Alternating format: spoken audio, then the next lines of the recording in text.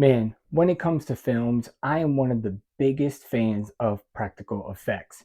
And I think that's why I love 80s horror so much because they relied so much on practical effects along with older movies like The Exorcist, things of that nature. Practical effects just make things look so real. Now, don't get me wrong, when CGI is done right, something like Avatar, even though I am not a big fan of the movie, I can't take away the credibility that I gotta give James Cameron. The CGI is beautiful. I won't take that away from the movie.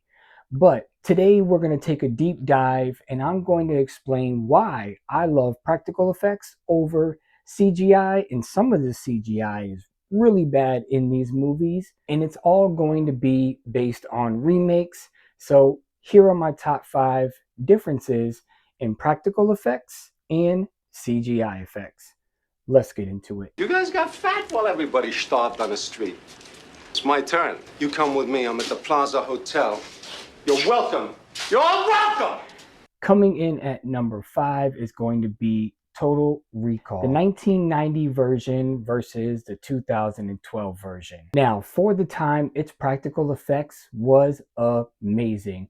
Miniature work done to create the landscape, makeup work and prosthetics were on point, and some really impressive animatronics. And let's not forget the 3T woman. You know what I mean. As for the 2012 movie, they relied on CGI a lot, making the environment almost cartoonish, and it just lacked that realism that the original movie brought to us. And I think this is one of the greater examples of practical effects and CGI effects. Coming in at number 4 is going to be RoboCop, the amazing 1987 film versus the 2014 film. Now, first off, regardless of how uncomfortable Peter Weller and his stuntman felt in the RoboCop suit, this suit was bar none so beautifully done.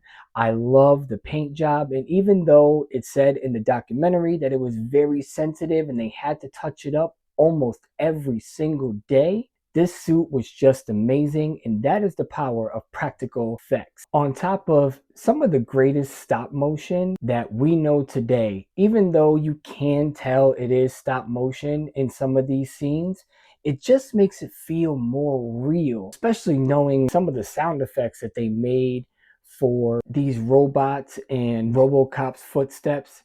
All these things just are amazing.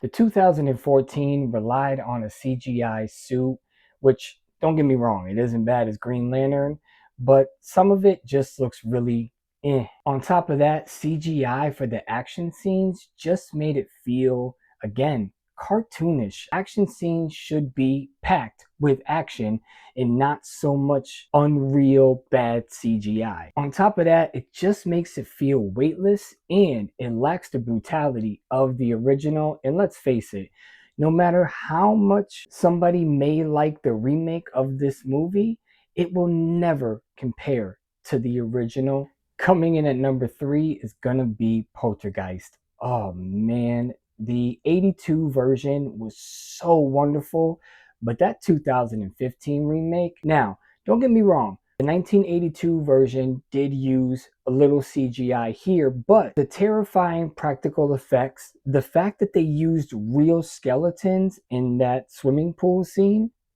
and let's not forget the infamous face peeling scene, which I believe the makeup work and that practical effect was done extremely well, especially for its time. And the way that they moved the camera, some really great lighting effects that made you really feel like you were part of this movie. Now, the 2015 remake, it relied heavily on CGI ghosts that wannabe clown. Let's face facts, the original clown scared the living shit out of me.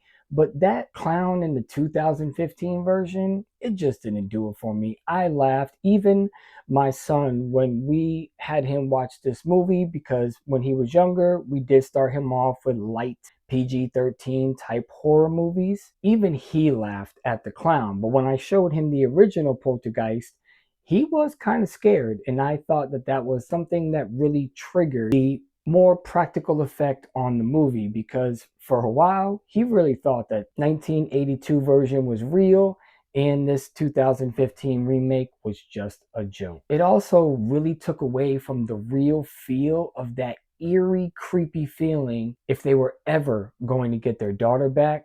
It just lacked that realism. And coming in at number 2, A Nightmare on Elm Street. Now, let's face it, the 1984 version was amazing.